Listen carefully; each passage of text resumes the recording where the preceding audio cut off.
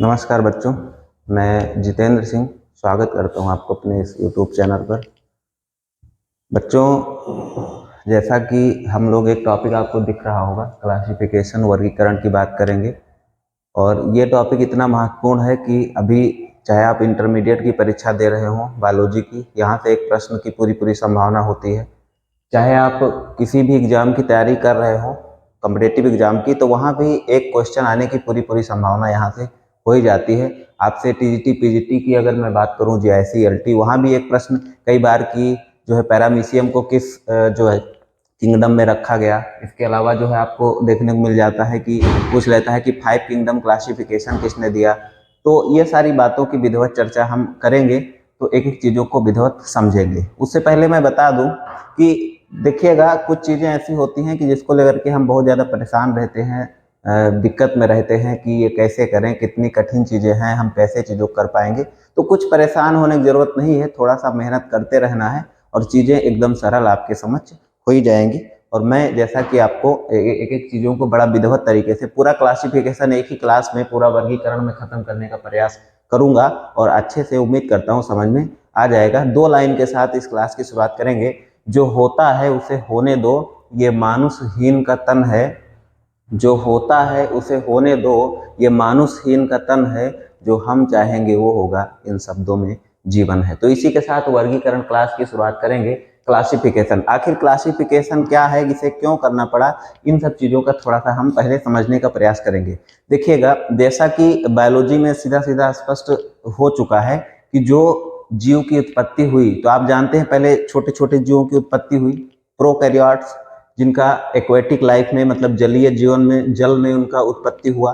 फिर धीरे धीरे प्रोकैरियोट से यूकैरियोट बने, फिर एक कोशिकीय से बहुकोशिकीय बने। तो जब धीरे धीरे सतत विकास होता चला गया, वैसे एक क्लास में ओरिजिन ऑफ लाइफ, जीवन की उत्पत्ति की लाऊंगा, तो वहां पे चीजों को मैं क्लियर करूंगा। लेकिन जब धीरे धीरे विकास का क्रम बढ़ता चला गया, तो हम लोगों के लिए समस्या हो गई कि कैसे हम चीजों को एक साथ पढ़ पाएंगे। इसके चलते वैज्ञानिकों ने समय समय पर इनका वर्गीकरण करना स्टार्ट कर दिया, और वर्गीकरण के माध्यम से कि इस कैटेगरी के जंतु को इसमें रख दिया, उसको उसमें रख दिया, इस तरह से जब विभाजित कर दिया, तो हम लोगों का क्या हुआ, स्टडी करना, अध्ययन करना काफी आसान हो गया। उसी सुलभता को लेकर के वर्गीकरण की बात करी गई। ठीक है, तो पॉइंट वाइज मैं देखता हूं, एक एक चीजों को बड़े विधिवत तरीके से देखेंगे। तो सबसे पहले बात आ जाती है कि वर्गीकरण शब्द का प्रयोग सबसे पहले किसने किया था। तो आइए एक एक चीजों को मैं आपको बताने का प्रयास करता हूं। ठीक है, तो देखिएगा, शब्द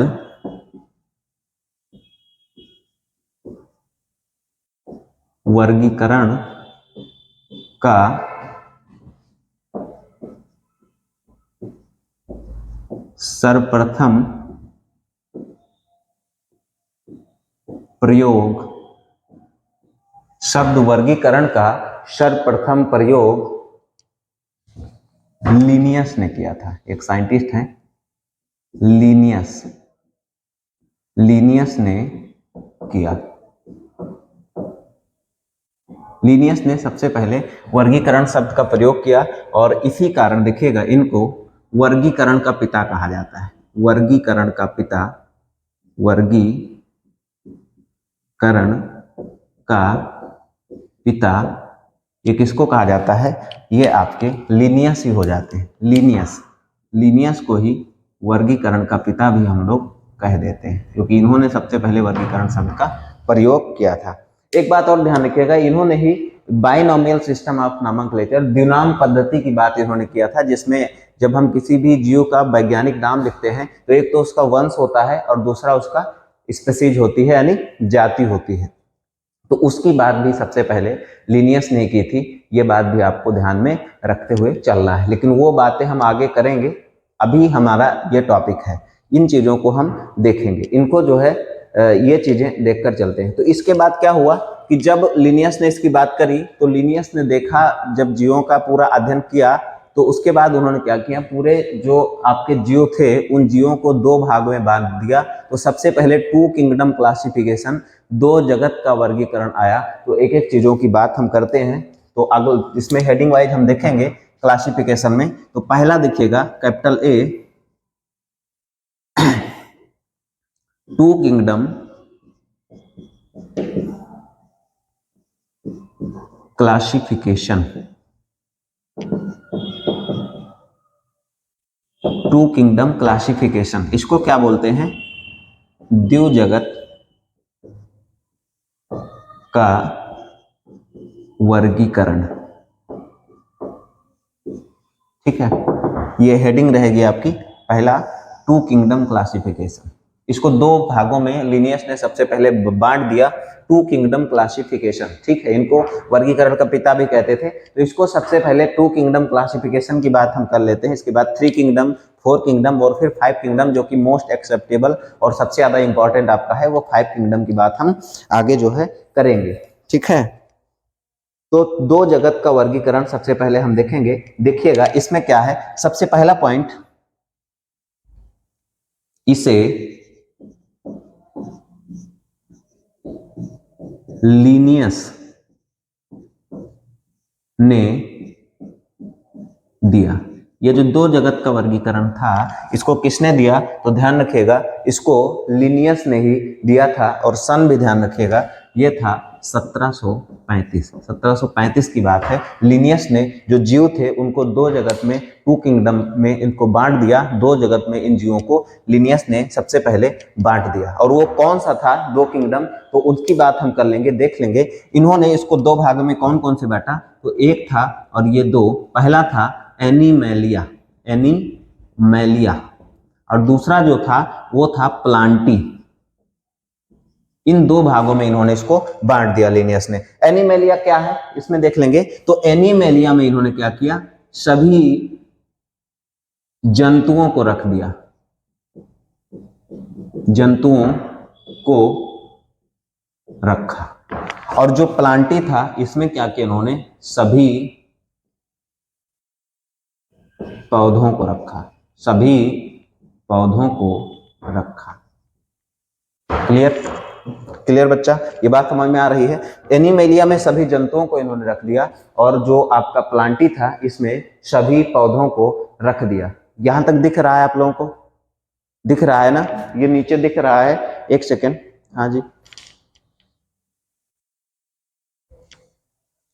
यहां तक दिख रहा है ना? चलिएगा, तो इन्होंने क्या किया कि प्लांटी में, एनीमेलिया में क्या किया, सभी जंतुओं को रख दिया, और प्लांटी में सभी पादपों को रख दिया। और इसी के साथ इन्होंने द्विजगत का वर्गीकरण किया, और वर्गीकरण शब्द की बात भी इन्होंने सबसे पहले कर ली थी।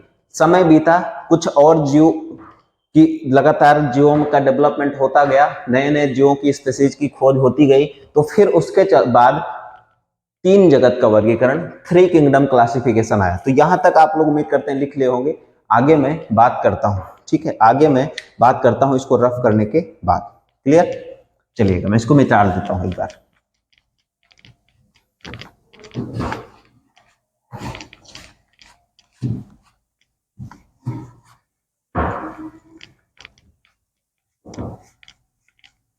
इसको मिटा देता हूं, ये आपका टॉपिक था, इसको मिटा देते हैं और फिर हम आगे की तरफ जो है चलेंगे। उम्मीद करते हैं यहां तक आपको समझ में आई होगी सारी चीजें विधिवत तरीके से। इसके बाद आया आपका three kingdom classification.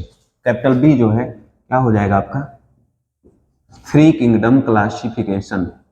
Three kingdom classification.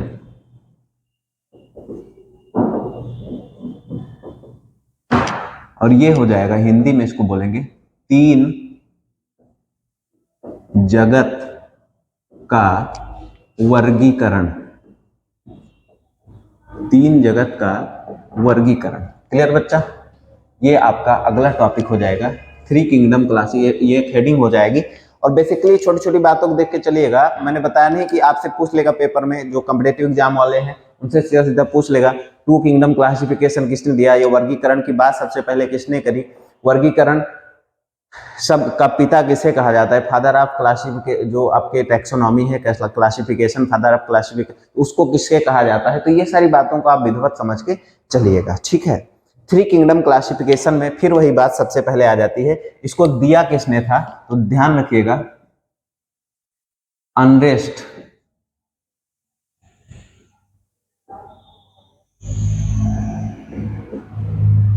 Haeckel ने दिया। इसे किसने दिया था? तो अर्नेस्ट हैकेल नाम के साइंटिस्ट थे जिन्होंने सबसे पहले थ्री किंगडम क्लासिफिकेशन की बात करी। और ये कब दिया था?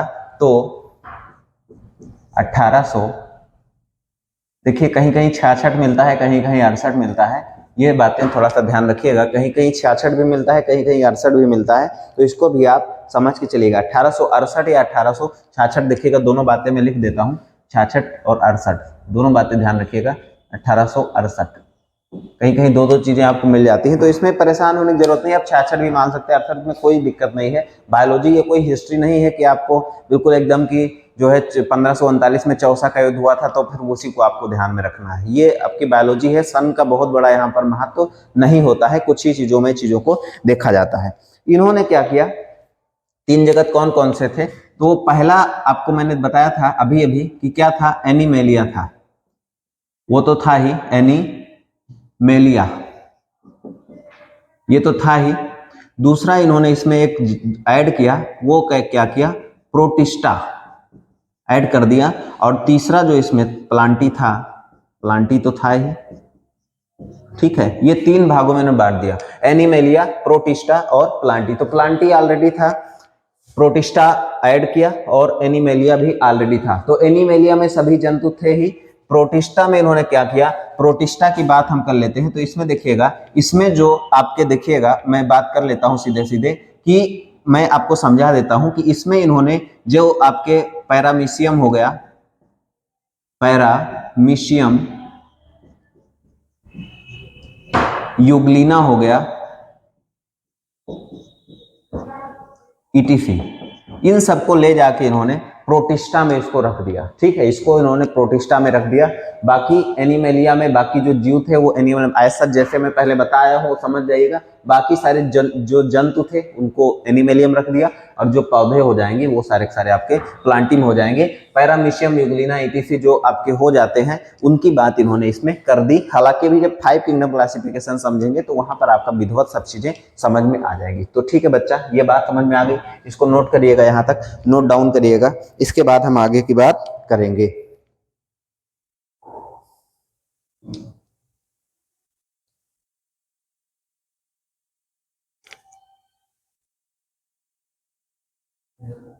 हो गया? चलिएगा, इसको मैं पूरा रफ कर देता हूं। अब मैं जो है यहाँ पर पूरा नहीं मिटा दूंगा, आप लोग मिटा लेंगे और मतलब नए फिर लिखेंगे। मैं इसको बी को सी कर दे रहा हूँ और 3 को 4 कर दूंगा, और यहाँ 3 का मैं 4 कर दूंगा, और हमारी बात बन जाएगी।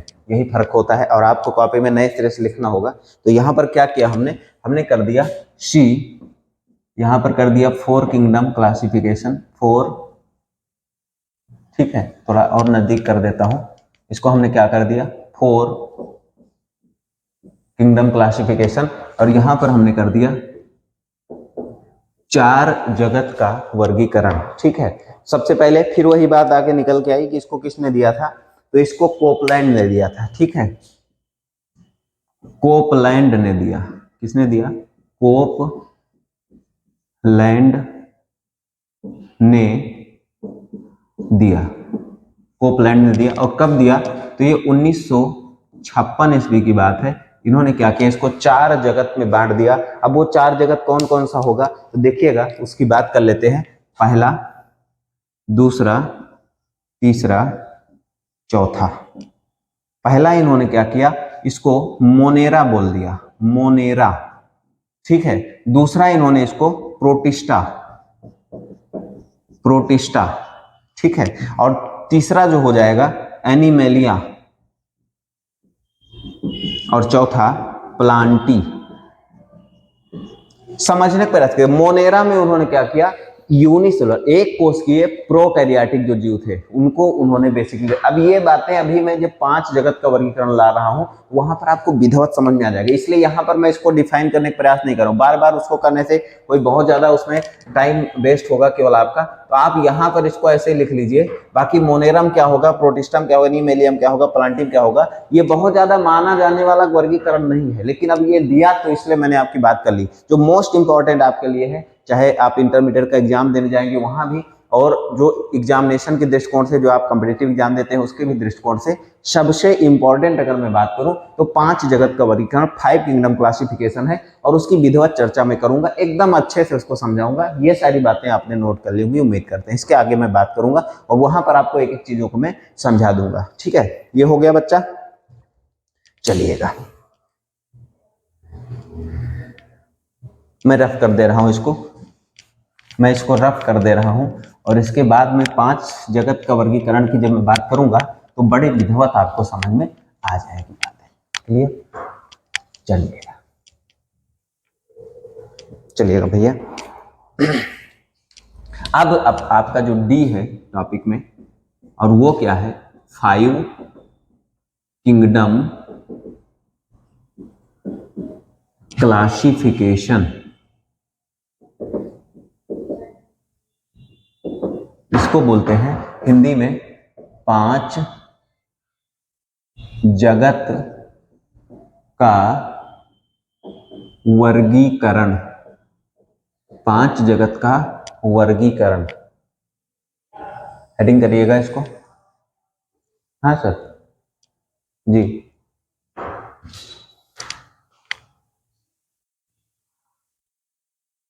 ठीक ठीक सर, ठीक सर जी, बिल्कुल।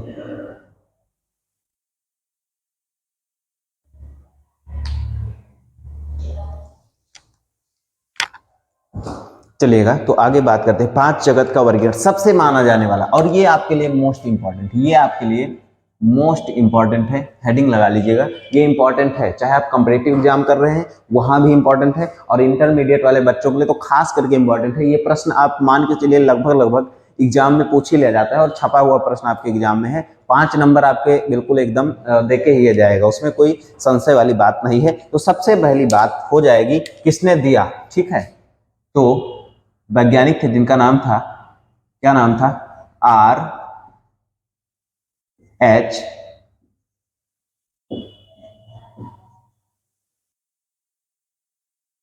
व्हिटेकर। इंग्लिश में ही लिख देते हैं R.H.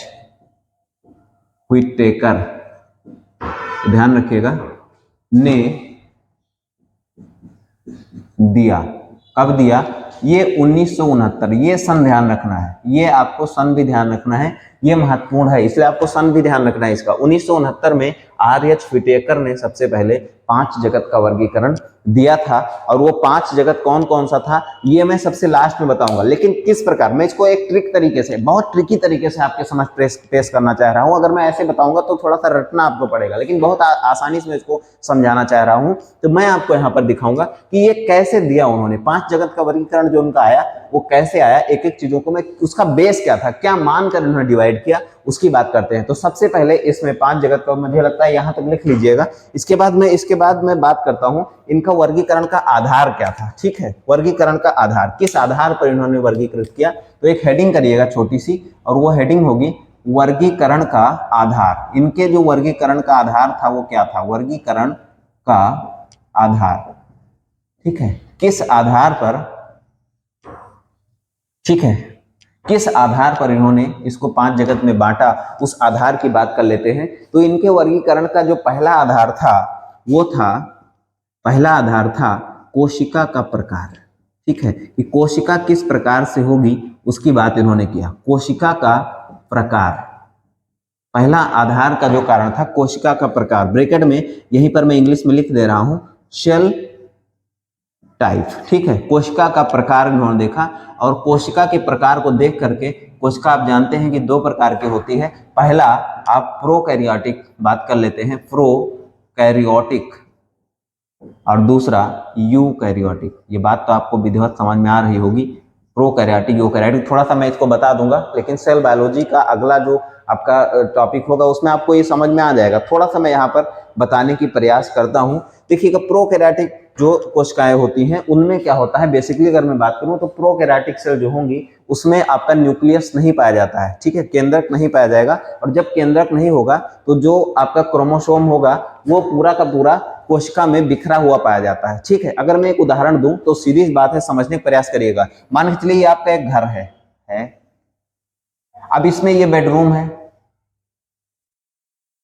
किचन यहाँ पर है, ये क्या है, किचन है, मान के चलिए केटी से मैंने किचन को दर्शा दिया, ये बेडरूम है, ठीक है, ये बेडरूम है, BR से मैंने बता दिया, ठीक है, ये किचन है। तो अब किचन अगर है तो खाना किचन में बनेगा ना, बनेगा। लेकिन अगर मान के चलिए कि कोई बच्चा जाता है और बच्चे ज्यादातर देखेगा कि रूम लेकर के रहते हैं, तो एक रूम उसने ले लिया। अब अगर एक रूम उसने लिया है तो खाना कहाँ बनाएगा, अब उसको किचन तो है नहीं, तो खाना अब यहां भी वो बना सकता है, बेडरूम जो लेगा उसी में, इस कॉर्नर में भी बना सकता है। मतलब अगर किचन नहीं है तो खाना कहीं पर भी वो बनाएगा।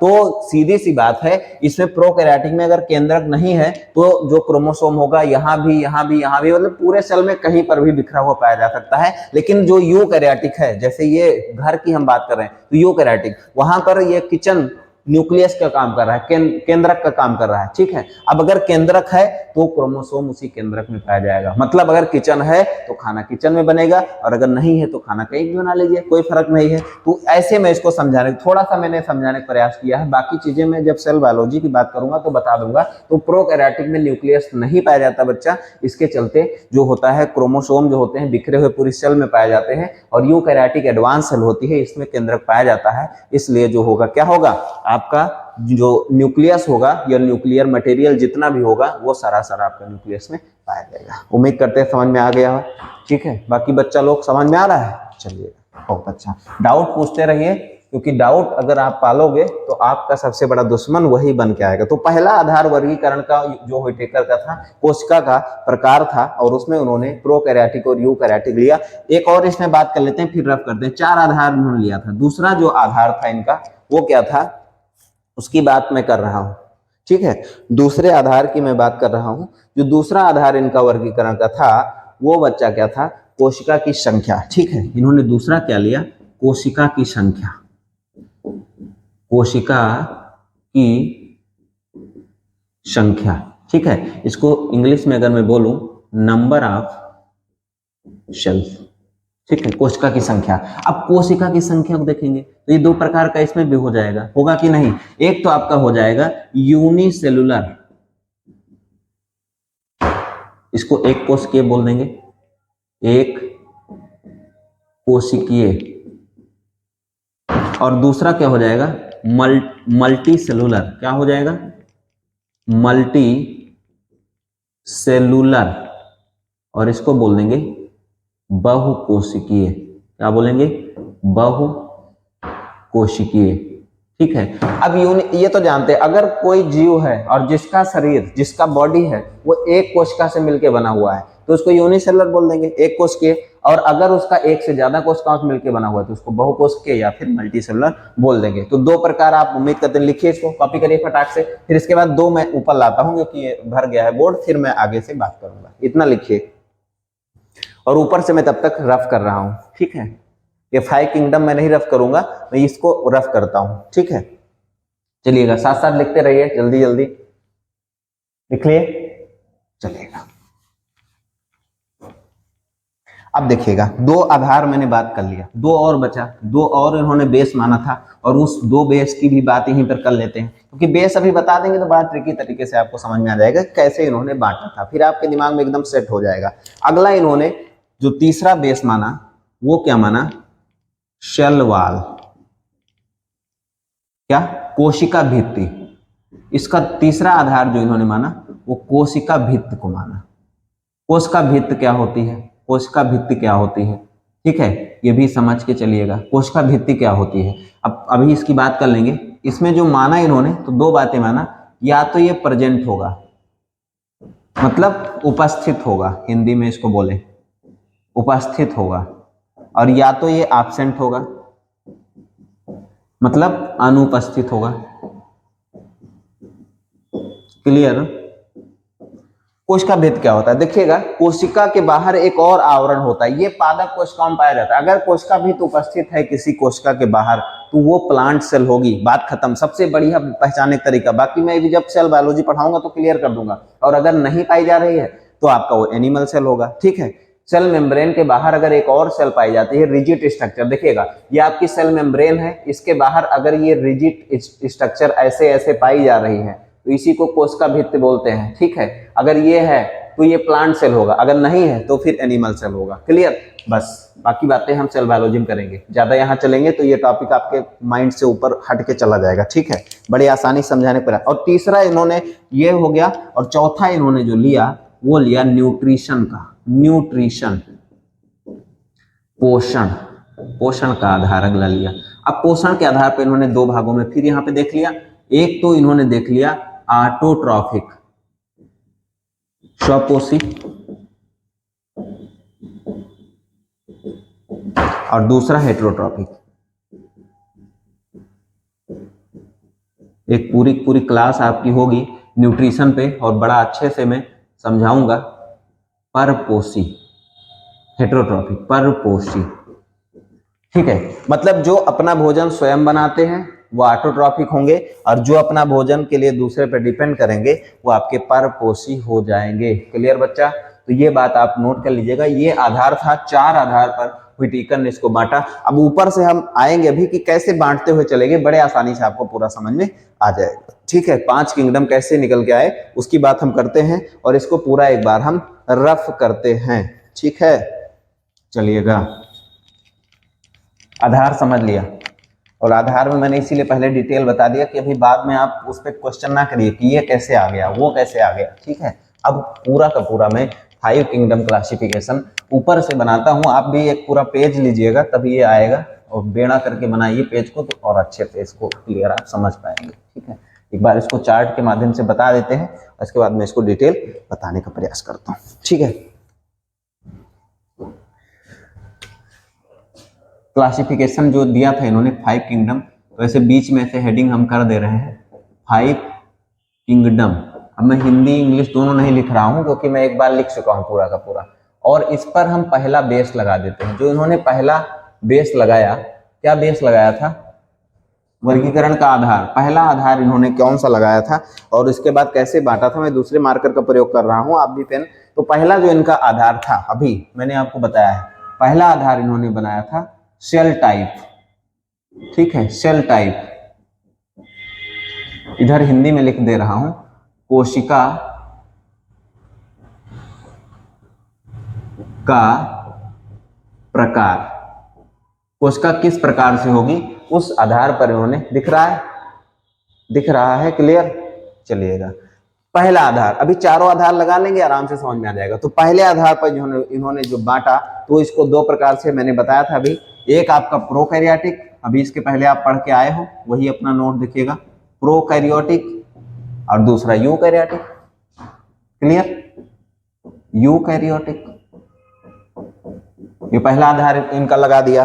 तो अगर वो प्रोकैरियोटिक है, ठीक है, अगर वो प्रोकैरियोटिक है तो इन सभी को इन्होंने किसमें रख दिया? आइएगा, मैं अलग मार्कर, जितने मैं किंगडम बनाऊंगा उसको मैं रेड कलर के मार्कर से रखूंगा। अगर वो प्रोकैरियोटिक है तो इन सभी को इन्होंने सॉरी मोनेरा में रख दिया। मोनेरा, ये एक किंगडम है। ठीक है, मोनेरा में रख दिया, और इसका उदाहरण भी देख लेते हैं। इसका जो हम एग्जाम्पल देखेंगे, एग्जाम्पल देख लेते हैं कौन से हैं।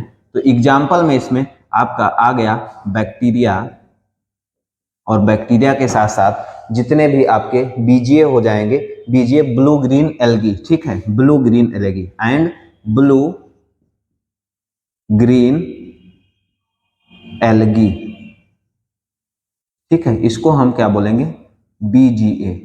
ये सभी मोनेरा में आपके आ गए, तो एक किंगडम निकलकर हमारा यहाँ पे आ गया। ठीक है, और जो बाकी जीव बचे उस पर, अब यूकैरियोटिक में जितने भी बचे उसको फिर से इन्होंने उस पर दूसरा लगाया। ठीक है, देखिएगा, अब ये जो बचे हुए थे वो सब यूकैरियोटिक में आ गए, तो जो बचे हुए थे उस पर इन्होंने जो क्लासिफिकेशन का दूसरा माध्यम जो था उसको लगाया। देखिए, एक ग्रेड सेल टाइप लग गया, अब दूसरा इन्होंने लगाया, वो क्या था? दूसरा आधार था जो, उसको लगा के देखते हैं वो क्या था? नंबर ऑफ सेल का जो था, नंबर ऑफ सेल, मतलब कोशिका की संख्या। इस आधार पर इन्होंने बांटा, फिर दोबारा जो बचे हुए थे उनको कोशिका की संख्या। ठीक है, जो बचे हुए थे उनको यहाँ पर बांट देंगे कोशिका की संख्या के आधार पर। अब कोशिका संख्या के आधार पर वहां दो प्रकार का हम बांटे थे, क्या था? एक तो आपका जो था वो यूनिसेलुलर था, और दूसरा मल्टी सेलुलर। पहला क्या था? यूनिसेलुलर, एक कोशिकीय, एक कोशिकीय। और दूसरा बच्चा क्या था, मल्टी सेलुलर, बहुकोशिकीय, बहुकोशिकीय,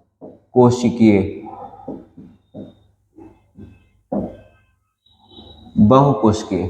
ठीक है, अब इनको दो भागों में बांट दिया। अब जो यूनिसेलुलर होगा, मतलब यूकैरियोटिक में जो यूनिसेलुलर थे उन सभी को इन्होंने क्या कह दिया, जो यूनिसेलुलर थे इन सभी को इन्होंने एक नया किंगडम इख्तियार कर दिया, जिसमें इन्होंने किसमें रख दिया, इन सभी को हुटिकर साहब ने किसमें रख दिया, प्रोटिस्टा में रख दिया, प्रोटिस्टा, प्रोटिस्टा में इसको रख दिया। देखिए जितना रेड वाला होगा वो आपका किंगडम होगा, और इसका एग्जाम्पल यहीं पर लगे हाथ हम देख लेते हैं। जो इसका बच्चा एग्जाम्पल हो जाएगा वो हो जाएगा आपका पैरामीशियम, यूग्लिना, ईटीसी। ये सारे के सारे आपके प्रोटिस्टा। अभी तीन बाकी बचा हुआ, फंजाई, प्लांटी और एनिमेलिया, तीन अभी बचे हुए हैं। अब ये यूनिसेलुलर हो गया, यूकैरियोट में यूनिसेलुलर। अब मल्टीसेलुलर जो बच्चा उस पे तीसरा वाला जो तीसरा आधार था उसको लगाएंगे। ठीक है, मल्टी सेलुलर वाले पे तीसरा आधार लगाएंगे और वो सेलवाल वाला लगाएंगे। ठीक है, अब देखिएगा इसको फिर से आगे इन्होंने बांटा। ठीक है, इसको फिर से आगे इन्होंने बांटा, आगे बांटने का हम प्रयास करते हैं, और जो बांटा उस पर जो आगे का आधार लगाया उस आधार को भी हम देखने का प्रयास करेंगे।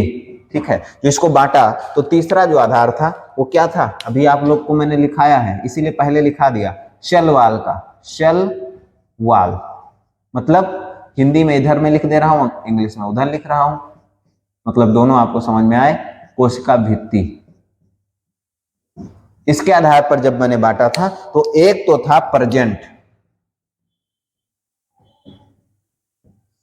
उपस्थित, सेलवाल थी उपस्थित थी एक, और दूसरा सेलवाल एब्सेंट यानी अनुपस्थित थी। दोनों बातें देख लेते हैं, एब्सेंट अनुपस्थित। ठीक है, एक उपस्थित और दूसरा अनुपस्थित। क्लियर, ये बात समझ में आ रही है? ठीक है, क्लियर। तो जितना प्रेजेंट था जिसमें सेलवाल प्रेजेंट होगा वो बेसिकली क्या होंगे, जिसमें सेल वाल प्रेजेंट है वो बेसिकली आपके क्या होंगे, वो प्लांट होंगे। सीधी सी बात, मैंने बताया था अगर सेल वाल किसी कोशिका में प्रेजेंट है तो आपके वो कौन से हो जाएंगे, प्लांट हो जाएंगे, प्लांट्स। अभी इसको मैं किंगडम में नहीं लेके जा रहा हूं, ये आपके प्लांट्स हो गए। रेड रेड मार्कर जब आएगा तो समझिएगा वो हम जो है उसको लेके, और जिसमें एब्सेंट है वो आपके क्या हो जाएंगे, एनिमल्स हो जाएंगे। क्या हो जाएंगे, एनिमल्स। क्लियर, वो आपके क्या हो जाएंगे, एनिमल्स हो जाएंगे। जब रेड मार्कर आए तो समझिएगा वो एक किंगडम है, और इस पे मैं स्टार भी बनाते चल दे रहा हूं। ये आपका एक किंगडम हो गया, ये दूसरा किंगडम हो गया, अभी तीन और निकल के आने हैं। ठीक है, तो अगर प्रेजेंट है तो एनिमल्स हो गए, और एनिमल जितने भी बचे थे जिसमें प्रेजेंट था इन सभी को महोदय ने किसमें रख दिया, एक किंगडम था जिसका नाम था एनिमेलिया, इन सभी को महोदय ने किसमें रख दिया, हुटिकर साहब ने इसको एनिमेलिया में रख दिया, एनिमेलिया में इसको रख दिया। तो ये तीसरा किंगडम निकल के आ गया। और इसमें एग्जाम्पल के दृष्टिकोण से अगर आप देखोगे तो एग्जाम्पल के दृष्टिकोण से लिख लीजिएगा, सभी जंतु जो भी बचे हुए हैं। ठीक है, यहां से जो बच गए और यहां से जो जंतु बच गए वो बाकी बचे जंतु एनिमेलिया में। और प्लांट्स जो थे इस पर उन्होंने अपना जो, देखिए एक ग्रेड हो गया सेल टाइप, आधार हो गया, दूसरा आधार नंबर ऑफ सेल, कोशिका की संख्या, तीसरा आधार सेल वाल, और चौथा आधार न्यूट्रिशन, पोषण वाला, उसको भी हम लगा देते हैं। तो इसको एक बार फिर से हम इसको बांट के हुए चलते हैं, और ये जब हमने बांटा तो इसको दो प्रकार से इसको बांट देंगे। और वो जो था क्या था, न्यूट्रिशन, पोषण। जो चौथा आधार था वो था न्यूट्रिशन का यानी पोषण का, तो उस आधार पर भी हम इसको देख के चलते हैं, यानी पोषण, हिंदी में इसको बोलेंगे पोषण। ठीक है, पोषण हिंदी वाला ब्रैकेट में कर दे रहे हैं। ठीक है, कोशिका की संख्या और ये आपका पोषण, कोशिका भित्ति और ये पोषण, चौथा आधार। और पोषण के आधार पर मैंने आपको बताया था या तो ऑटोट्रॉफिक होगा और या फिर हेटेरोट्रॉफिक होगा। ठीक है, या तो आपका ऑटोट्रॉफिक होगा, ऑटोट्रॉफिक स्वपोषी होगा, स्वपोषी होगा। क्या होगा? स्वपोषी होगा। और या फिर हेटेरोट्रॉफिक होगा, हेटेरोट्रॉफिक परपोषी होगा। क्या होगा? हिंदी में इसी जगह मैं लिख दे रहा हूं, परपोषी होगा। दिख रहा है? यहां तक इसके नीचे लिखेंगे तो क्या दिखेगा? मैं लिख के एक बार जो है देख भी लूंगा अभी कि आपको दिखा कि नहीं दिखा। तो जो ऑटोट्रॉफिक मतलब जो अपना भोजन स्वयं बनाएंगे, हेटेरोट्रॉफिक जो दूसरे पर निर्भर रहेंगे अपना भोजन प्राप्त करने के लिए, तो इन सभी को महोदय ने किसमें रख दिया? हुटीकर साहब ने इन सभी को, जो ऑटोट्रॉफिक था, इन सभी को हुटीकर साहब ने प्लांटी में रख दिया। प्लांटी, इन सभी को प्लांटी में रख दिया। ये नया किंगडम निकल के आ गया। और जो परपोषी थे, हेटेरोट्रॉफिक थे, इन सबको महोदय ने एक नया फाइलम की बात करी। जो अभी तक 4 फाइलम आए थे, लेकिन ये 5वां जो निकल के आया, उसको सभी को महोदय ने रख दिया, फंजाई में रख दिया। ठीक है, ये आपका फंजाई है, फुनगी नहीं समझिएगा, फंजाई। इसको उन्होंने फंजाई में रख दिया। काउंट करिएगा, देखिएगा, मोनेरा, प्रोटिस्टा, प्लांटी, फंजाई और एनिमेलिया। तो ये 5 जगत थे, 5 किंगडम थे। ये आपका किसने दिया था? ब्रैकेट में मैं फिर से लिख दे रहा हूं, R.H. व्हिटेकर। R.H. व्हिटेकर का ये है। और इसको कब दिया था? तो 1969 में दिया था। मोस्ट इंपॉर्टेंट देखिएगा, YMP, very very most important. ये आपका क्वेश्चन हो जाता है। यहां से सारी चीजें आपकी निकल कर आ जाती हैं। प्लांटी में आपके सभी पौधे हो जाएंगे। यहाँ पर आपकी एग्जाम्पल की अगर मैं बात करूं, एग्जाम्पल की लगे हाथ कर ही लेता हूं, नहीं तो यहाँ पर सभी पौधे हो जाएंगे, बचे हुए सभी पौधे की बात हम कर लेंगे।